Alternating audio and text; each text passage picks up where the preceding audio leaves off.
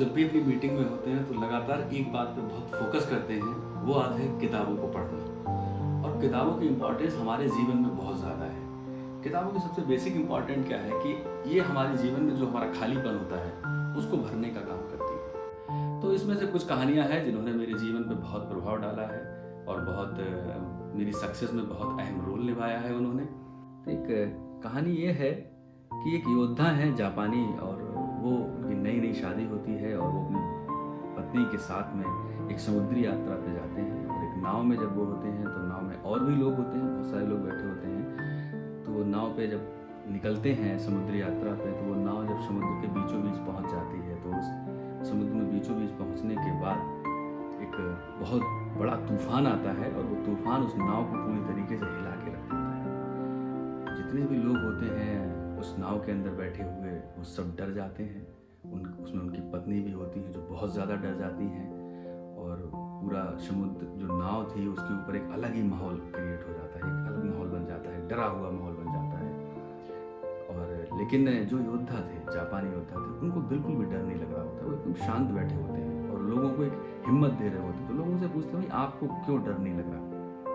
इतना ज़्यादा बड़ा तूफान है, इतना ज़्यादा, और हम इस नाव के अंदर बीच समुद्र के अंदर फंसे हुए हैं, लेकिन आपको डर नहीं लग रहा है, ये तो डरने वाली बात है। तो वो कहते हैं कि मुझे बिल्कुल भी डर नहीं लग रहा। और उसके लिए वो एक अपने पास जो तलवार होती है उनके म्यान में, वो तलवार बाहर निकालते हैं और उस तलवार को अपनी वाइफ के कंधे पे रख देते हैं और अपनी वाइफ से पूछते हैं, आपको डर लग रहा है?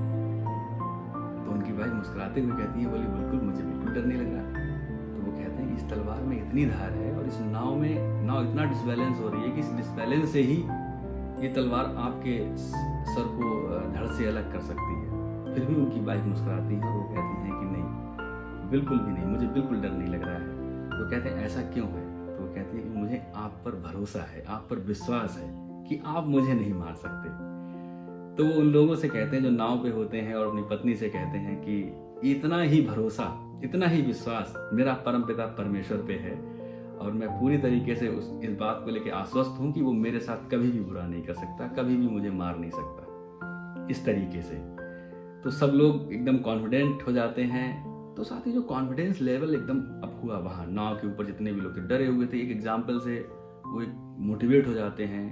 तो वो एग्जाम्पल क्या है? उस एग्जाम्पल में सिर्फ भरोसा ही शब्द ऐसा था जिन्होंने उन सबको कॉन्फिडेंट कर दिया, उनको मोटिवेट कर दिया। तो लेकिन हम अपने जीवन में जो हमें डिमोटिवेट करता है वो सबसे ज़्यादा होता है कि हम भरोसा नहीं करते। हम किस चीज़ पे भरोसा नहीं करते? हम अपनी मेंटोर पे भरोसा नहीं करते जिसके साथ हम काम कर रहे हैं। हम अपनी ऑर्गेनाइजेशन पे भरोसा नहीं कर पाते जिसके साथ हम काम कर रहे हैं। हम जिस चीज़ पे काम कर रहे हैं, अपने प्रोडक्ट्स पे काम कर रहे हैं, उन पे भरोसा नहीं कर पाते।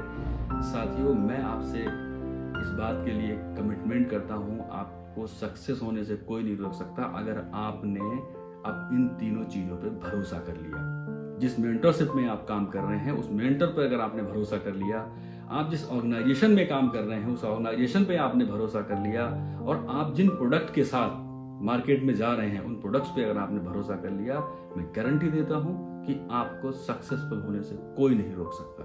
तो इस कहानी का बहुत अच्छा मुझे लगा, ये कहानी अपने जीवन में जब मैंने इसको उतारा। उम्मीद है इस कहानी से आपके अंदर भी कुछ चीज़ें डेवलप होंगी, एक नया भरोसा बिल्ड होगा। Thank you, all the way.